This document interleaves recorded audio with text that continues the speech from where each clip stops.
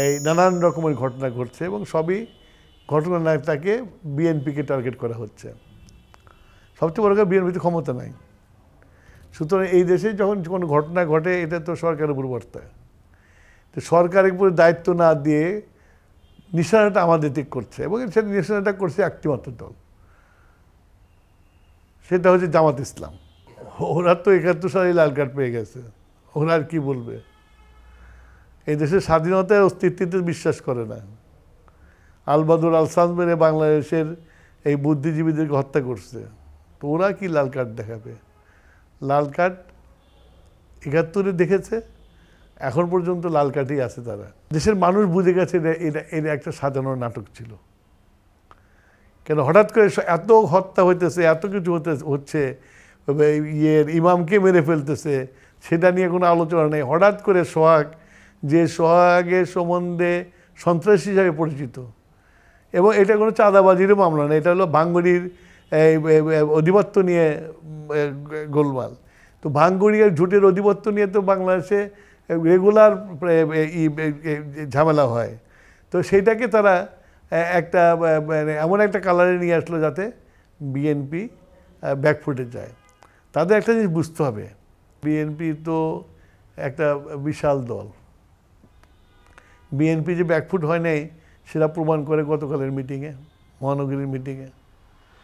BNP যে ব্যাকফুটে যায় নাই প্রমাণ করে ছাত্র দলের মিটিংয়ে। সুতরাং জনসমর্থন এবং জনগণের দল বাংলাদেশে বিএনপি, এবং বিএনপি মানুষের মন জয় করেছিল জিয়াউর রহমানের কাজকর্মে, বেগম খালেদা জিয়ার কাজকর্মে। এবং আমরা বিশ্বাস করি আমরা যে প্রোগ্রাম আমাদের হাতে আছে, সরকারে গেলে কি করব, সেটা করলে বাংলাদেশের মানুষ কোনোদিনও বিএনপি ছেড়ে যাবে না। এখন কি করবে? সোশ্যাল মিডিয়ার যুগে বিএনপিকে ডিফেম করার জন্য কোনো ঘটনা ছাড়াই বিএনপিকে দায়ী করা হচ্ছে চাঁদাবাজি।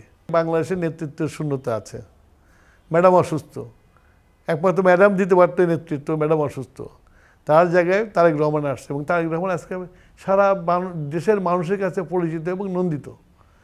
তাকে ডিফেম করে বাংলাদেশের কোনো লাভ হবে না, বরঞ্চ বাংলাদেশের গণতান্ত্রিক প্রক্রিয়ায় ক্ষতিগ্রস্ত হবে, এবং এরা কোনোদিনই গণতন্ত্রে বিশ্বাস করে নাই। রিসেন্ট পাস্টে দেখেছি যে জামাতের লোকজন আওয়ামী লীগের মধ্যে ঢুকে গেছে, জামাতের লোকজন ছাত্রলীগের মধ্যে ঢুকে গেছে। এখন ৫ই আগস্টের পরে বেরিয়ে বলতেছে আমি তো আসলে জামাতের, আমি আওয়ামী লীগের ছিলাম নিজেকে সেভ করার জন্য, এবং সে সভাপতি হয়ে গেছে। তো এরকম দলের মনোবৃত্তি থাকে, কারণ সেই দলের লোক যে আমাদের দলের মধ্যে ঢুকে এই ধরনের কাজগুলো করতেছে না, তার গ্যারান্টি কি আছে? এটার মধ্যে জামাতের সাথে আওয়ামী লীগও আছে, জামাতও আছে, আওয়ামী লীগও আছে। কারণ আওয়ামী লীগের তো প্রত্যেকটা এলাকাতে তো তাদের সংগঠনের বেস আছে, তাই না? তারা জামাতকে সাথে পাচ্ছে, রেডিমেড পেয়ে যাচ্ছে, করছে। ঘোলাবানিতে যত মাছ শিকার করতে যাবে জামাত, তত বেশি আওয়ামী লীগের অ্যাডভান্টেজ হবে, ওদের কোনো অ্যাডভান্টেজ হবে না। আমি পজিটিভ চিন্তা করতে চাই। আর ডক্টর ইউনূস এত বড় মাপের মানুষ, এই একটা বাংলাদেশে একটা ইলেকশনকে কেন্দ্র করে কথার বরখেলাপ করে নিজের ইমেজটাকে নষ্ট করবে না।